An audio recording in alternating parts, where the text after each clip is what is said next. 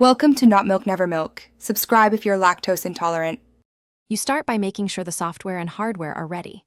Install Logitech G Hub or Profiler, plug the G29's USB and power into the wheelbase, and confirm the wheel lights up. Once done, close any racing games so settings won't conflict. Make sure Windows recognizes the wheel in game controllers. This step matters because software profiles override in-game values. If the driver isn't active, you can't reliably turn force feedback off. You now remove force feedback at the driver level. Open G Hub or Profiler, pick the G29 profile, and reduce force feedback or effects strength to 0. Some versions let you toggle effects off entirely. Save and apply the profile so the wheel receives the new settings. If the software shows test rotation, use it to confirm the motor no longer applies torque. This works because the driver sends the motor commands. Setting them to 0, finish by checking each game.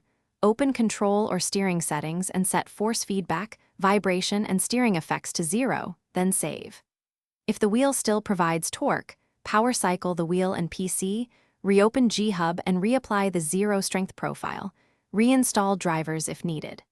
As a fallback, use Windows Game Controller's properties to calibrate and ensure no hardware-level force commands remain. Troubleshoot this way because conflicts between game and driver are the usual cause when settings don't take.